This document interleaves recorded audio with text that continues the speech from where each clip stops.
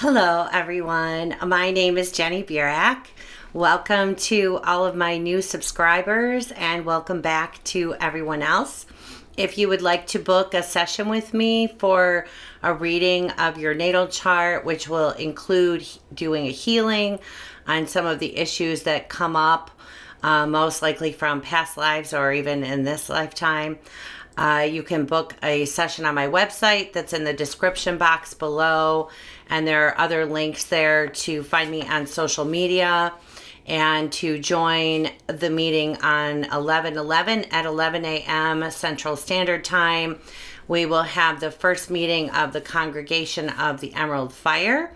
It is just a group of people that work together in sending healing energy throughout the planets. We work with the Aries and the Council, placing sacred geometry and vortexes of energy, whatever, sometimes crop circles, just in different areas strategically placed around the planet to help the earth bring forward this new energy of balance, where the feminine is seen as equal to the masculine.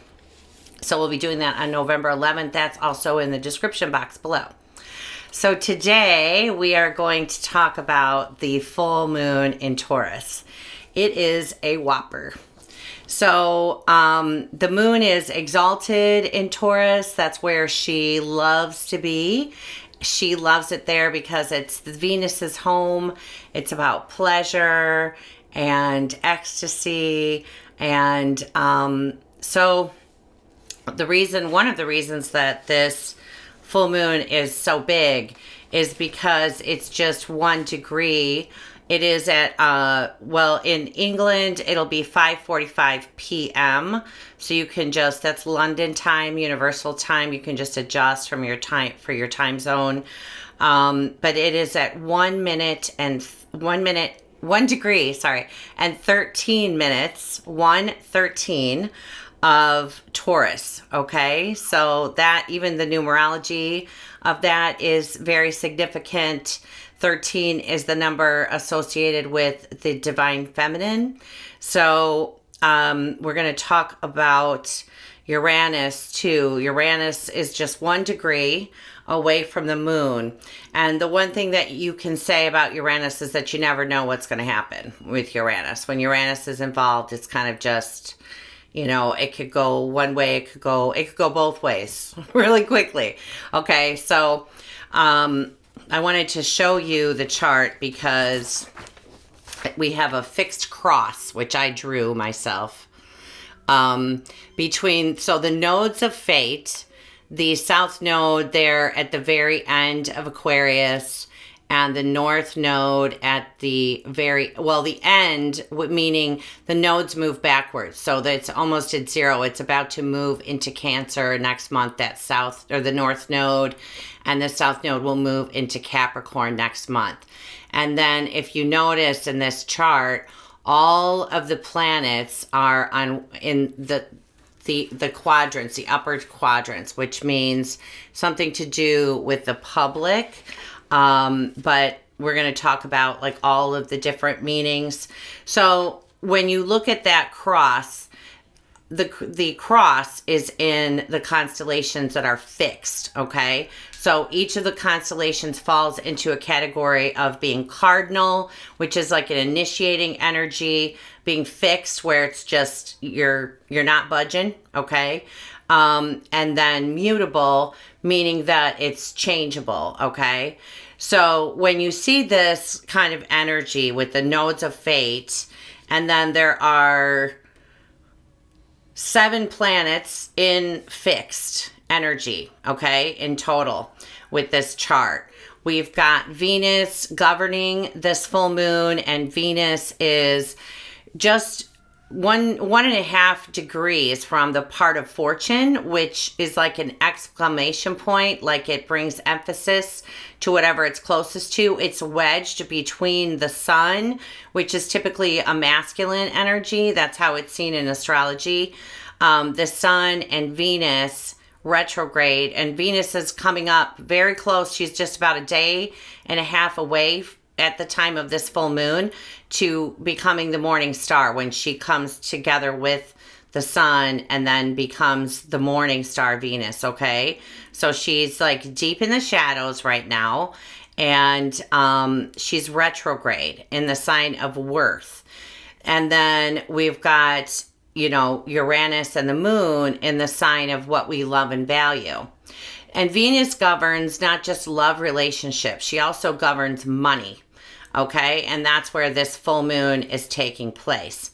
Now, when I'm looking at, what I was looking at with this too, is the planets by declination. So we have this chart, which shows the aspects, and this is the natal chart that you see. But what isn't shown here is how the planets are aspecting the Earth, like from the equator, okay? So those are called, that's how they are, how they're the declination of the planets. So it's really interesting with all of this. We've got the sun and Uranus in opposition, or it's called Contra Parallel when they're opposing by declination. So they're opposing in the chart. They're also opposing by declination. Then we've got the moon in opposition to Neptune. So full moons are when things come to light, okay? They're illuminated. But when I see that opposition to Neptune, who is about Neptune retrograde, like if you're looking at it like in a chart, most assuredly it's going to have something to do with, well, I'm not going to go into the whole Neptune retrograde in the natal chart for everybody that has that. But the lower energies of Neptune would be deceit and like hiding the truth, not being able to fully comprehend the truth. There being some kind of confusion attached to it. And I asked Metatron, you know, would there be like a lot of revelations coming out? And what he was saying was that there's going to be a lot of information coming out, but he's saying that we will all need to use discernment and discretion in deciphering what is true and what is false, is what he's saying. I mean, really, this chart reminded me a lot of the video that I made when he was talking about, that was at the fall equinox, when he was talking about like all of the secrets coming out, because there does seem to be a lot of, because Mercury, which is information. I mean, that's one of the jobs of Mercury is information and moving information. So he is with Michael, okay? And Michael is about the truth. I mean, he's just 1 degree away. And they're in what's called a square to Mars, which is being governed by Uranus. So, you know, there will be a lot of revelations. It looks like with, you know, true like secrets coming out, because it's all that's all in Scorpio too, and Scorpio rules secrets. So it could be secrets with money. But then because Venus is involved, again, relationships. This is a lot of what I talked about in that fall equinox video, if you saw that. And then also we've got Aries, who is like the righteous anger of the feminine. Aries and Ceres, who is like the rebellious aspect of the divine feminine. She's also like the badass mother.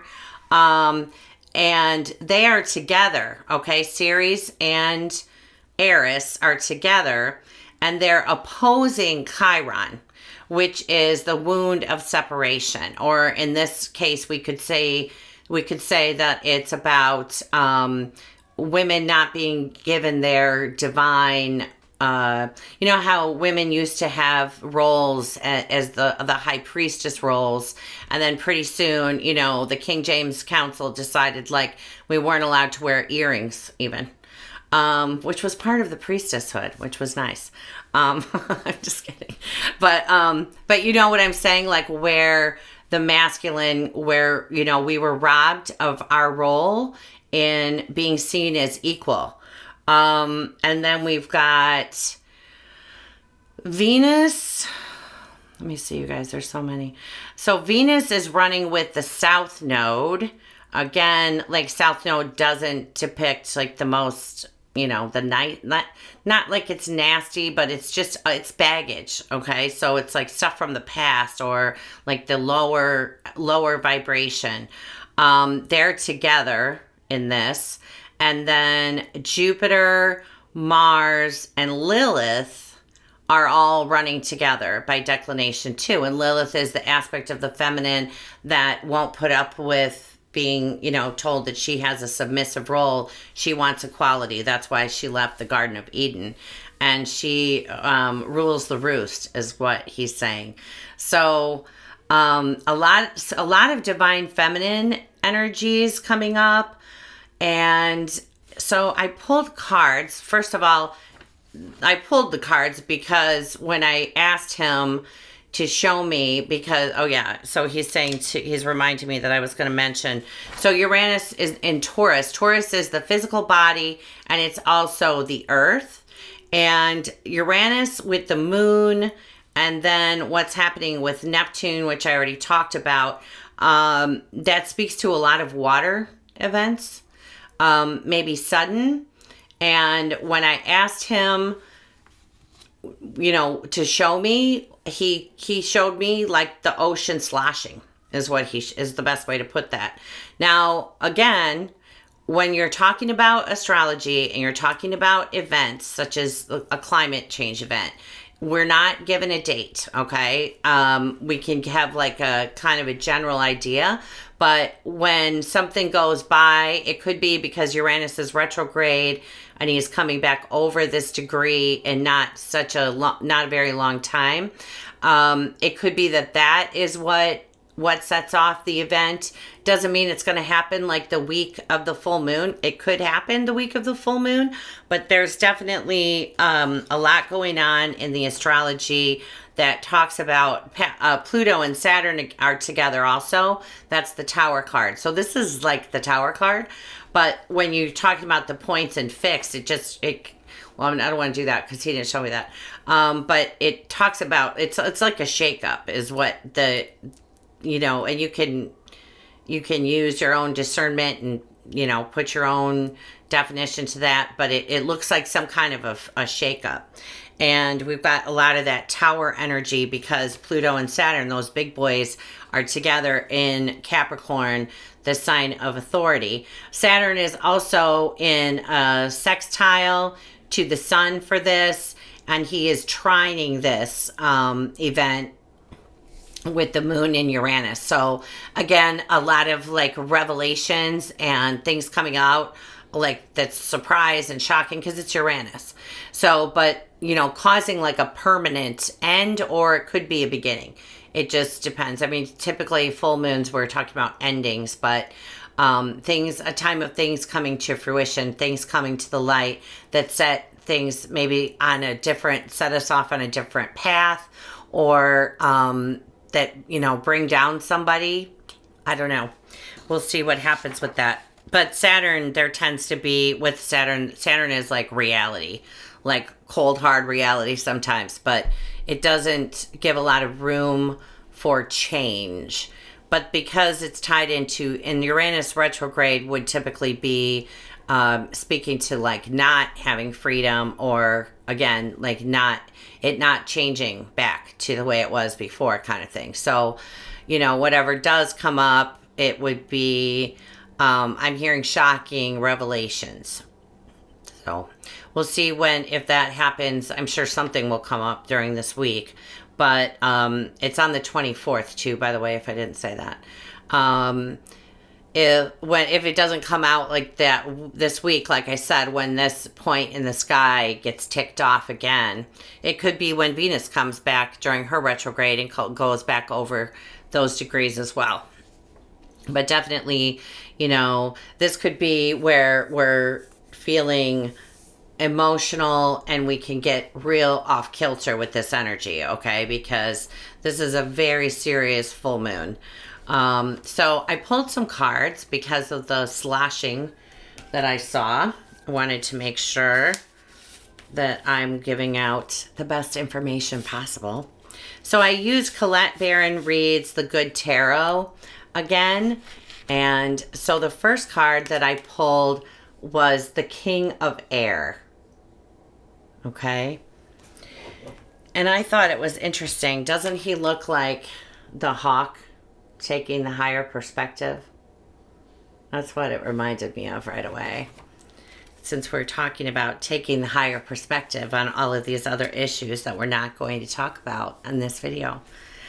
So, intellectual authority, reason over instinct, intellect over passion, successful negotiation, rules, laws. Truth is everything. I think before I act. I work the universal laws with clear intention. Do I see how the foundations of the past affect the present and future? Okay, so really this is about, with Uranus and then the moon being in motion, staying in, having gaining our emotional equilibrium is what he's saying with this. And then we've got the Two of Earth. And twos always speak to balance. The Two of Earth. If conditions change, I can switch gears easily. I am fully present in the excitement of creativity and am eager to experience the surprises that occur when seeds I have planted take root, sprout, and develop in unexpected ways. This is a time for flexibility and trust in how the universe will shape what is coming into being. Okay, so again, taking the higher perspective, and I mean whatever goes on for us individually, taking the higher perspective and seeing, okay, this is, now I know, and now I'm moving on from, what was into what actually is happening now, and letting it go and being flexible. Uranus is all about teaching us how to let go. Okay, so with the full moon right next to him, there's probably going to be quite a bit of letting go. And then next, the Ten of Water. Serenity, peace, good fortune, well-being. All is well with the world and with me. Well-being is my natural state. Everything I need comes to me easily and effortlessly. I feel joy and express it to others as I look around and see all the love that we share. So, whatever is going down in the world, I love it when I'm at the gas station and I'm standing in line and the people in front of me are talking to the clerk and they're making small talk. And they, obviously, I know it's in the United States, we sort of take it for granted that people from all different backgrounds and races, that maybe English isn't even the first language of them, but we all get along. We really do on an individual level, and just appreciating the relationships that we have and the joy that we have every day, and admiring the beauty of the world, like these flowers, or the color of the blue sky in the fall is so amazing. It's so beautiful. Just looking at the colors after sunset, of the clouds. It's really like there's so many things around us to be appreciative for and to be able to feel joy about. And then this was also about, so we had another water card, the Five of Water. Okay. I love these cards.